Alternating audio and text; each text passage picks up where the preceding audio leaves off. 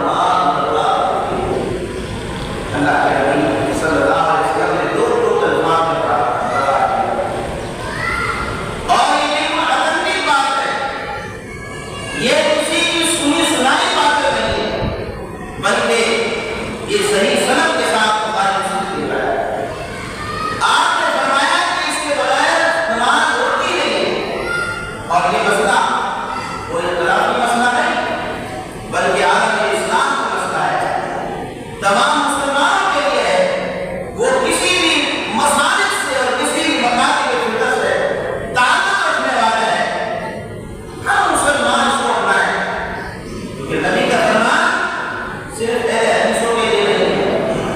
رحمت صلی اللہ علیہ وسلم کا فرمان صرف کسی اور کے لیے نہیں ہے، بلکہ آپ علیہ السلام عالمگیر نبی بن رہا ہے. آپ کا فرمان جنات کے لیے ہے، انسانوں کے لیے ہے، پوری کائنات کے لیے ہے، قیامت تک آنے والے لوگوں کے لیے ہے. اور آپ صلی اللہ علیہ وسلم کا شریعت، نبوت، رسالت ختم، آپ کا کتابیں ختم، آپ کا دین ختم. آپ کے بعد کوئی نبی نہیں آ سکتا، کوئی رسول نہیں آ سکتا. تو میرے بھائیوں، میرے دوستوں، رسول اللہ صلی اللہ علیہ وسلم کا فرمان سر ہم تسلیم ہے. مسلم کہتے جو نشہ اس میں کی صفائی ہو، ادھر فرمان نبی ہو، ادھر تن ہے. اللہ کے نبی صلی اللہ علیہ وسلم نے کسی جماعت کا، کسی مسلک کا، کسی فرقے کا نام لے کر نہیں فرمایا کہ ان کے یہاں جائیے، ان کے یہاں جائیے. مسلمان سارے ہیں، قرآن سبھی مانتے ہیں، نماز سبھی مانتے ہیں، سورہ فاتحہ کا دم تو سبھی کرتے ہیں. سورہ فاتحہ کو اگر اس نماز کے پابندی کے ساتھ پڑھ لیا جائے تو حضور علیہ السلام کے فرمان پر عمل کریں. اب آئیے ذرا اس طرف. یہ سورہ فاتحہ کوئی معمولی سورت نہیں، 7 آیتیں ضرور ہیں، لیکن اس 7 آیتوں کو آپ معمولی آیت بنا سکتے ہیں. اسے علامہ میدانی رحمہ اللہ تعالی رحمۃ نے اپنی تفسیر میں لکھتے ہیں کہ اس کے 13 نام ہیں. اسے سورہ فاتحہ کہتے ہیں، اسے سورہ کافیہ کہتے ہیں، اسے سورہ شافیہ کہتے ہیں، اسے سورہ آقا کہتے ہیں، اور اس کو سورہ دم بھی کہتے ہیں، اور اس کو سورہ شفا بھی کہتے ہیں. حقیقت یہی ہے. رحمت اللہ صلی اللہ علیہ وسلم کی جماعت ایک جگہ کسی جگہ سے گزر ہو رہا تھا، صحابہ کرام، اور ان کو بھوک بھی لگی، پیاس بھی لگی. بڑا علاقہ ایسا تھا جو مسلمان لوگ نہیں تھے. صحابہ کرام میں سے کسی نے کچھ کھانے کے لیے مانگا تو انہوں نے انکار کر دیا، اور جب انکار کیا کچھ دیر بعد ایک شخص آتا ہے، ان کا نمائندہ، وہ کہتا ہے اچھا بڑا یہ بتاؤ کہ ہمارے سردار کو کسی موسی کی چونے ڈسا ہے، زہریلے ہے، کیا تمہارے پاس اس چیز کا علاج ہے؟ صحابہ کرام میں سے کسی نے دم کر کے سورۃ الفاتحہ پڑھی، اور اس گفٹ کے اندر انہوں نے کچھ بکریاں انہیں گفٹ دے دی. بکریاں کتنا بڑا گفٹ دیا ہے. رحمت اللہ صلی اللہ علیہ وسلم کو پتہ چلا، آپ نے فرمایا کہ تمہیں کس نے بتایا سورۃ فاتحہ کا کوئی شفا؟ یہ اپنی صورت، آج اس صورت کو ہم نے پس کو ڈال دیا ہے، اور اس صورت کو پس کو ڈالنے کے بعد امت مسلمہ پریشان ہے اور کاروبار کا معاملہ ہے. جو تاکیز کے لیے کوشش تو کر رہے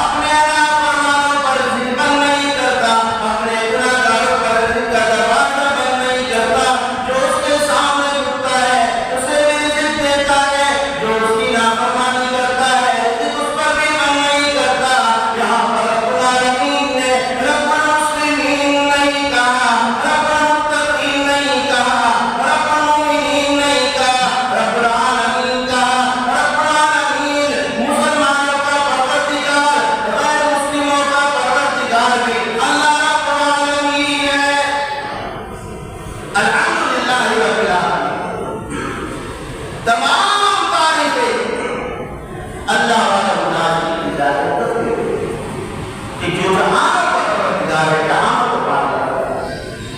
قرآن کریم میں سورۃ المؤمنین اللہ رب العالمین نے ارشاد فرمایا قل رب السماوات السبع ورب العرش العظیم، محبوب نبیات کا ان سے سوال کیجیے کہ کون ہے عرش عظیم کا مالک، کون ہے سات و آسمان کا مالک، کون بھی برساتا ہے، کون رزق دیتا ہے، کون کھلاتا پلاتا ہے۔ مشرک یہ ہوتا ربوبیت میں اختلاف نہیں تھا، اختلاف الوہیت میں تھا، اور الوہیت والا مسئلہ بڑا کامل ہے۔ ہر ایک کا معبود خدا، ربوبیت میں کوئی اختلاف نہیں کرتے۔ اور اشارہ یا سیکون اللہ ان قریب اللہ ہے، اللہ کے علاوہ کون نہیں دیتا ہے، کون بارش برساتا ہے، کون کھلاتا ہے، کون پلاتا ہے، ان کا بھی یہ کیا تھا۔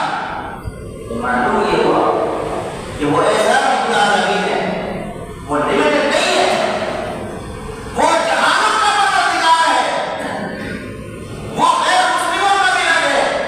اگر غیر مسلموں کو بھی رب دیتا ہے تو اللہ رب العالمین دیتا ہے، مسلمانوں کو بھی رب دیتا ہے تو اللہ، مسلمانوں کو بھی رزق دیتا ہے تو اللہ رب العالمین دیتا ہے، غیر مسلموں کو بھی کھلاتا ہے پلاتا ہے تو اللہ رب العالمین دیتا ہے۔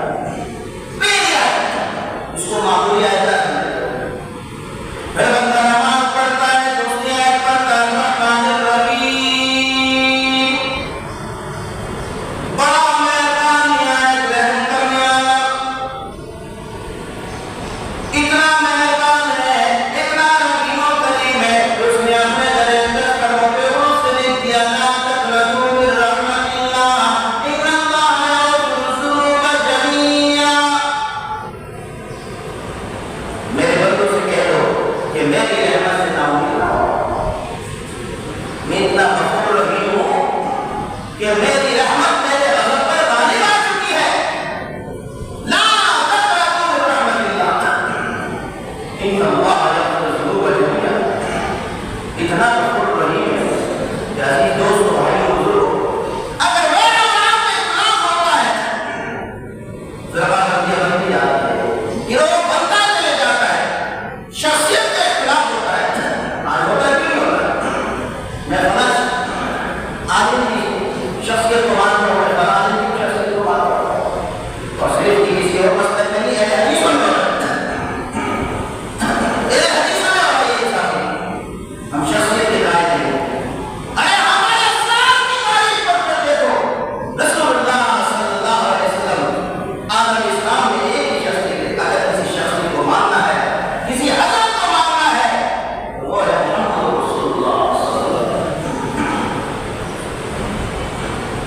شخصیت پرستی کا خاتمہ صحابہ اکرام نے بھی کیا، جب بات رسول اللہ کی آتی تو صحابہ سے دلیل مانگتے، جب تک دلیل نہیں آتی میرے بات نہیں چھوڑو۔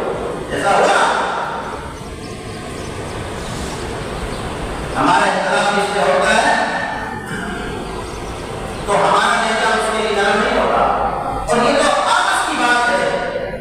اگر بیٹی اور باپ کا اختلاف ہو جائے، ماں باپ کا اختلاف، ماں باپ کا بچوں سے اختلاف ہو جائے تو حضرت مینا اس طرح پہنچ جاتا ہے کہ جناب اس کو اپنی وراثت سے آپ کر دیتے، یہ پتہ نہیں کس جاری ہونے کے لیے کو فتویٰ دے دیا ہے کہ بیٹا اللہ فرمان ہے تو آپ کر دیا جائے۔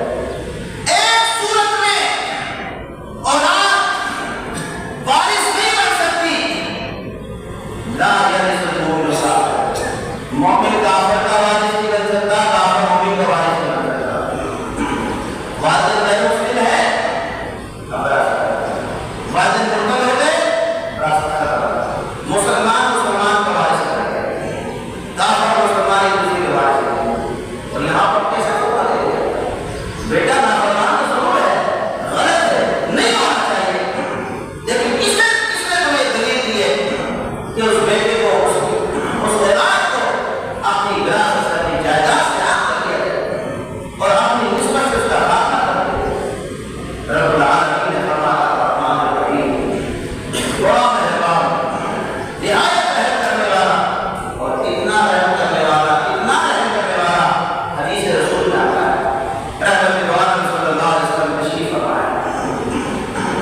ایک شخص آیا اور اس نے کہا یا رسول اللہ کہ اسلام اتنا عظیم دین ہے، اتنا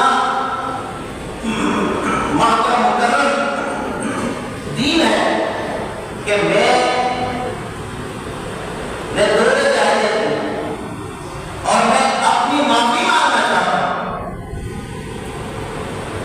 وہ گناہ کیا ہے کہ وہ گناہ مجھے یاد آتا ہے، بس دل پھٹ جاتا۔ کون سا گناہ؟ اس نے تو شرک کی بات نہیں کی کہ میں نے تو شرک کر دیا ہے، یہ تو گناہ عام ہو چکے،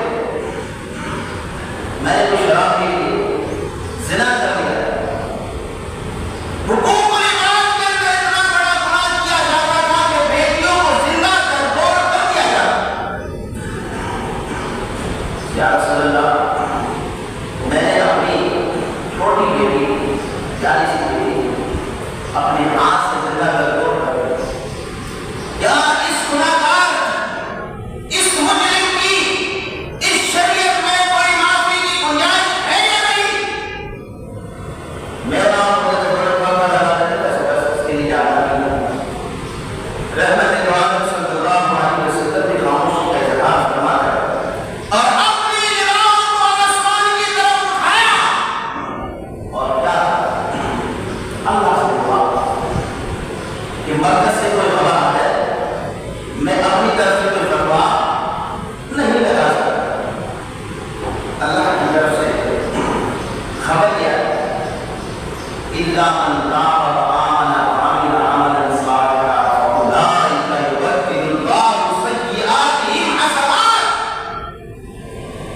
میرے محبوب، انہیں کہنے کی گھبرانے کی کوئی ضرورت نہیں، میری ماں سے زیادہ محبت کر رہے ہو۔ جو بندہ میرے پاس ندامت کے آنسو لے کر آتا ہے اور اپنے گناہوں پر شرمندگی کا اظہار کرتا ہے، تو میں اتنا غفور رحیم ہوں، اتنا غفور رحیم ہوں کہ اس کے گناہوں کو معاف بھی کر دیتا ہوں، اور جو اس کی گناہوں کی زندگی گزر گئی ہے، گناہوں میں 80 سالہ زندگی ملی ہے اور 70 سالہ زندگی یا 75 سالہ زندگی یا ایک دم 80 سالہ زندگی، یہ 80 سالہ زندگی میں صرف 1 گھنٹہ رہ گیا ہے اور پوری زندگی اللہ کی نافرمانی میں گزری ہے، وہ اتنا غفور رحیم ہے کہ مرنے سے پہلے ایک لمحہ بھی مل گیا ہے، فرمایا میں اسے معاف فرما دیتا ہوں اور اس معافی کا ایک تحفہ بھی سرپرائز دے دیتا ہوں کہ اس کے گناہوں کو نیکیوں میں کنورٹ کر دیتا ہوں۔ ہے کوئی ایسا؟ فَأُولَٰئِكَ يُبَدِّلُ اللَّهُ سَيِّئَاتِهِمْ حَسَنَاتٍ، اس کے گناہوں کو نیکیوں میں کنورٹ کر دیتا ہوں۔ ڈاکٹر قاسم نائک حفظہ اللہ تعالیٰ رہا، جب کسی کو مسلمان کرتے تو اس کو کہتے کہ بھائی میں نے دعا کرنا، خصوصی آپ دعا کرنا، ارے بھائی کو کہہ رہے مسلم کا مسلمان ہوا، آپ اس سے اسے دعا کرا رہے کہ امام کعبہ سے دعا کرا، کیا آپ نے اللہ کا فرمان نہیں پڑھا اور رسول اللہ صلی اللہ علیہ وسلم کا فرمان نہیں پڑھا؟ حضور علیہ السلام نے فرمایا اسلام ایسا نہیں ہے کہ اس سے قبر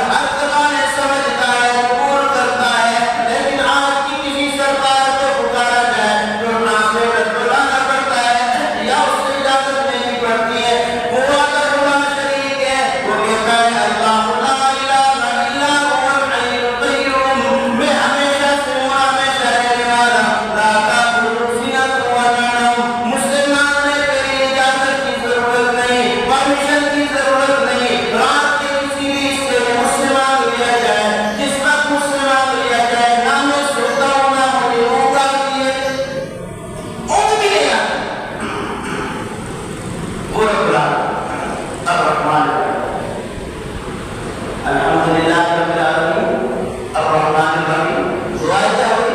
اب تیسری آیت کیا ہے؟ مالک یوم الدین، کہ وہ مالک ہے کس دن کا؟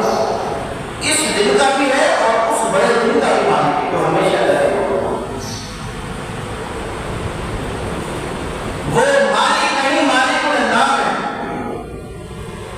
اور جن کو اللہ رب العالمین نے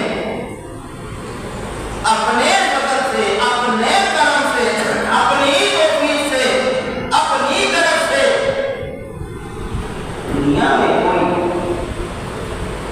عہدہ اور منصب دے دیا، یاد رکھیں وہ چھین بھی سکتا ہے۔ وَتُعِزُّ مَن تَشَاءُ وَتُذِلُّ مَن تَشَاءُ بِيَدِكَ الْخَيْرُ إِنَّكَ عَلَىٰ كُلِّ شَيْءٍ قَدِيرٌ۔ اللہ جسے چاہے عزت دے، کائنات کی کوئی طاقت مل کر اسے ذلیل نہیں کر سکتی۔ ڈاکٹر ذاکر نائک حفیظہ اللہ تعالیٰ، مخالفین نے بڑی کوشش کی کہ اس کے اوپر محمد بنایا جائے، فلاں جگہ اس پر پابندی جانے میں، فلاں جگہ وہ ایسے ملک میں گیا کہ اس ملک کے صدر سے تمام لوگ کام میں اللہ جسے عزت دینا چاہے اسے کوئی ذلیل نہیں کر سکتا، اور اللہ جسے ذلیل کرے اسے کوئی ذلیل نہیں کر سکتا۔ وہ مالک اللہ ہے،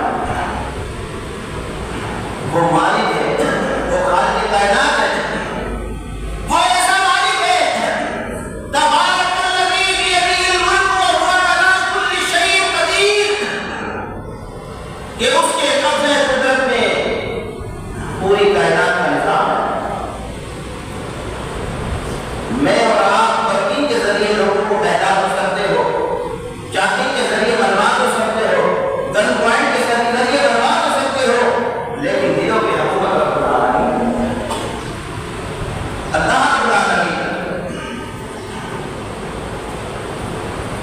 وہ ایسا مالک ہے کہ ابراہیم علیہ السلام سیدنا اسماعیل علیہ السلام کو فلان کرنے کی کوشش کرتے ہیں، اللہ کے حکم کے بغیر چوری اپنا کمال نہیں دکھا سکتے۔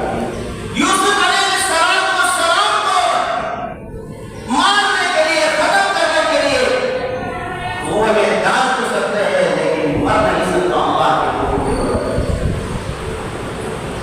یونس علیہ السلام مچھلی کے پیٹ میں اندھیرے میں رہ سکتے ہیں لیکن موت نہیں آ سکتی اللہ کے ذریعے بغیر۔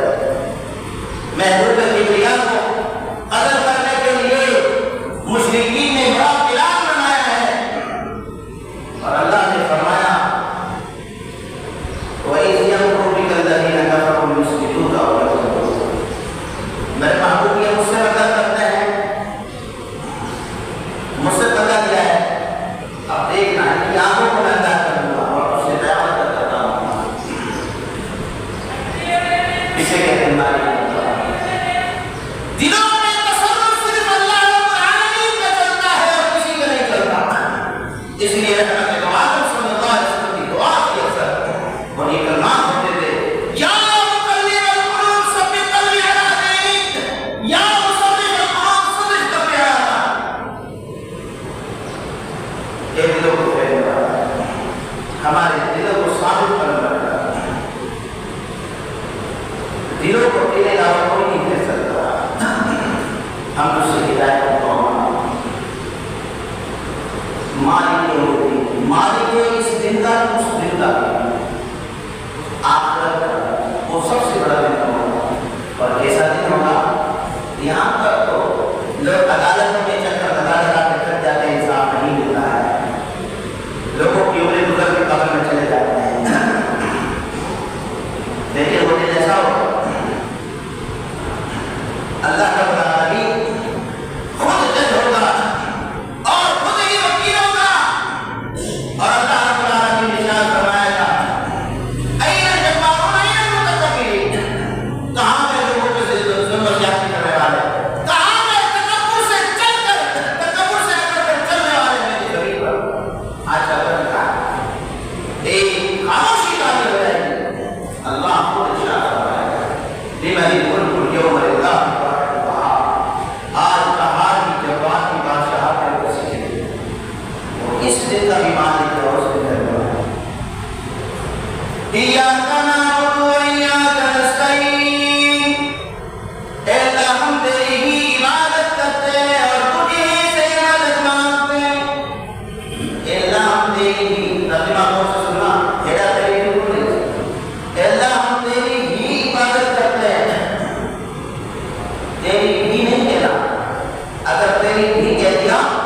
تو ترجمہ میں اتنا فرق ہو جائے گا کہ جتنا کسی انگریزی جملے کے اندر ہی شی کا فرق ہو جاتا ہے.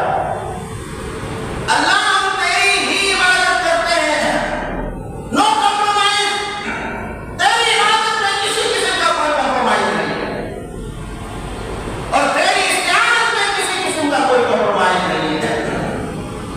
تو نے اپنی عبادت کے لیے اکیلا یکتا اپنے آپ کو چنا ہے، اور تیری عبادت کا کوئی انسٹیٹیوٹ نہیں نظر آتا کہ وہاں پر بھی چھوٹ جائے، وہاں پر بھی چھوٹ جائے. اسی لیے جو کہتے ہیں دریں مصطفیٰ پہ جو جاتا ہے یارو وہ در در سر کو جھکاتا نہیں ہے، جو ہوتا ہے وہ جاتا ہے در در گھر کا نبی کو بلاتا ہے. میں نے مصطفیٰ کی ہے ایاک نعبد، اے اللہ ہم خاص تیری ہی عبادت کرتے ہیں، ونستعین، اور خاص تجھی سے مدد مانگتے ہیں.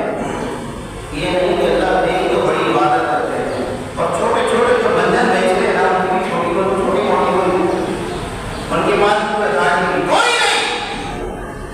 اللہ نے اپنے نبی کو ثانی نے بنایا اپنی عبادت کے لیے، ان کی کیا حیثیت؟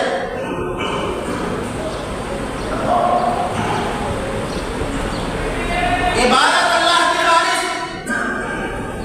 اور مدد مانگی جائے اللہ سے خالص مدد مانگی، نہیں کسی کے ذریعے، نہیں کسی کے تعاون سے، بغیر پرمیشن کے، بغیر مشورے کے، وحدہ لا شریک ہے، جس وقت چاہے مدد اس کو لا سکتی ہے. مدد کی سمجھ کے، عبادت کی سمجھ کے یہیں پر بات ختم نہیں ہوگی. اللہ سے دعا بھی کرنی چاہیے. اس سورت میں بہت سے نام نے ذکر کیے، اس نام میں سے ایک نام یہ کہ اسے سورۃ دعا کہتے ہیں، اور حقیقت میں سورت کا جو مرکزی عنوان ہے وہ دعا ہی ہے. اهدنا الصراط المستقيم صراط الذين أنعمت عليهم. اے اللہ ہمیں سیدھا راستہ دکھا،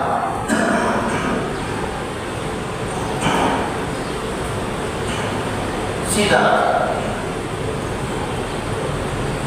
راستہ کیوں ہوگا؟ صراط الذین انعمت علیہم، راستہ جن پر تیرا انعام. اب ٹیلی ویژن میں تو ہر ایک کے ساتھ آ کر بکواس کرنے والا بکواس کر جاتا ہے کہ میں بھی سیدھے راستے پر ہوں، میں بھی سیدھے راستہ پر ہوں، اور میں بھی حق پر ہوں. لیکن یاد رکھیں یہاں پہ ایک ہوتا ہے، 10 نہیں ہوتے. راستے سیدھا ایک ہوتا ہے، 1000 نہیں ہوتے. اگر میں یہ کہوں کہ میرے استاد کا سیدھا راستہ ہے، میرے پیشوا کا، میرے خدا کا سیدھا راستہ ہے، میرے حضرت کا سیدھا راستہ ہے، تو اختلاف بڑھتا چلے جائے گا. آپ یہ کہیں میرے پیشوا، میرے خدا، میرے حضرت کا سیدھا راستہ ہے، تو بات نہیں بنی. آؤ نا اسی کو چن لو کہ جس کو لوگوں نے چن کر حجر اسود کا مسئلہ اتنا بڑا اختلاف ختم کر دیا. آؤ ایک بھی جھنڈے کرے آ جاتے ہیں، بولے محمد رسول اللہ صلی اللہ علیہ وسلم، کہ جس کی شخصیت کو اپنوں نے بھی مانا اور بیگانوں نے بھی مانا. رحمت دو عالم صلی اللہ علیہ وسلم نے ہفتہ حقوقت کی خط کھینچا زمین پر، ایک لکیر کی صحابہ اکرام کو فرمایا کہ خط ہے، یہ لکیر ہے سیدھی، اور اس کے ساتھ مختلف فروعات لکیریں اس طرف جاری وہ بھی سیدھی ہے، لیکن جو بڑا حائل نظر آ رہا ہے فرمائے میرا راستہ. اور ان راستوں پر شیطان، ان پر ٹڈیوں پر شیطان دھاک لگا کر اپنا منزل بیچ رہا ہے. وہ کہہ رہا ہے جناب یہ سیدھا راستہ ہے، تو ادھر بھی بکری ہو جائے. ان کے منزل خریدنے کی ضرورت نہیں ہے، نکالوں سے ہوشیار، اصل چیز کو لیجیے، وہ ہے محمد رسول اللہ صلی اللہ علیہ وسلم. فرمایا کہ میرا راستہ ہے. فإن خير الحديث كتاب الله وخير الهدي هدي محمد صلی اللہ علیہ وسلم. سب سے بہترین کتاب اللہ کی کتاب ہے، اور سب سے بہترین راستہ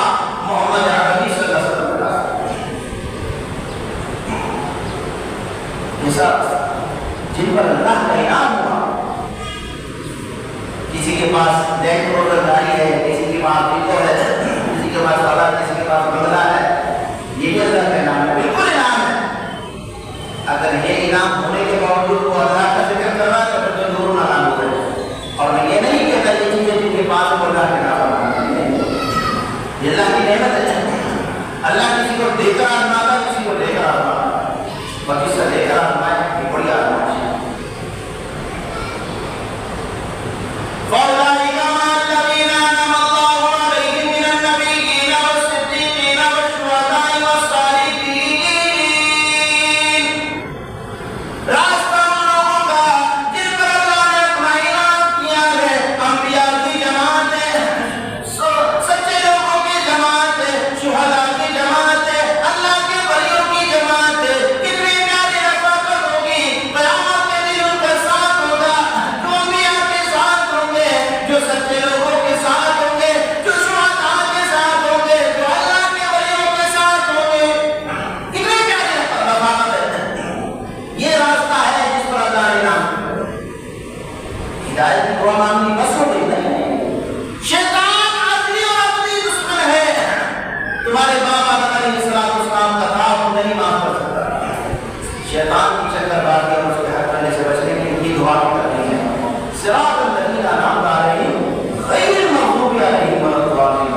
اے اللہ ہمیں مغضوب شدہ قوم یہود اور گمراہ شدہ قوم نصارہ ان کے رستے قدم پر چلنے سے بچا. میرے نبی نے تو پہلے فرما دیا تھا کہ وہ نماز ہو ہی نہیں سکتی کہ جس نماز میں یہود کو برا بھلا نہ کہا جائے. لا صلاۃ لمن لم یقرأ بفاتحۃ الکتاب. جس رکعت میں سورۃ الفاتحہ نہیں ہے وہ نماز ہی نہیں ہے. اور جس نماز میں غیر المغضوب علیہم ولا الضالین کا جملہ بھی نہیں پڑھے وہ کیسے سورۃ الفاتحہ کو پڑھو. بارہا اللہ رب العالمین نے یاد دہانی کرائی کہ بابا ان رستوں سے بچنا بڑے خطرناک راستے ہیں. آج دیکھو فلسطین کا کیا حال ہے. بڑی دوستیاں لگائی گئی, بڑے چیخا ہوا. میرے اللہ نے اور میرے نبی نے پہلے ہی فرما دیا مغضوب شدہ قوم اس لیے کہا کہ اس دور میں بھی اللہ رب العالمین نے سلام پر نازل فرمایا. باطلوں کا سایہ کیا, ان ظالموں نے نبیوں کو اپنے ہاتھوں سے قتل کر دیا. لعن الذین کفروا من بنی اسرائیل علی لسان داؤد وعیسی بن مریم. اللہ نے بنی اسرائیل داؤد علیہ السلام عیسیٰ بن مریم کی زبان ہے سے بردار اور آج فلسطینیوں کی ساتھ کیا اللہ کی مدد کر رہا ہے. گمراہ شدہ قوم نصارہ کہ جس نے عیسیٰ علیہ السلام کی اصل تعلیمات کو چھوڑ کر اس میں غرور کیا آگے ہو رہا ہے. تو کیا مسلمان اپنے نبی کے فرمان کو بس پردار کر گمراہ نہیں ہو سکتے؟ نبی نے فرمایا وہ نماز ہو ہی نہیں سکتی جس نماز میں سورۃ الفاتحہ نہ پڑھی جائے. اور ہم کہتے ہیں ٹھیک ہے یہ اختلافی مسئلہ, کیا اختلافی مسئلہ ہے؟ نبی کا فرمان ہے, کوئی اختلافی مسئلہ نہیں. مسئلہ تمہارا اپنی جگہ لیکن نبی کا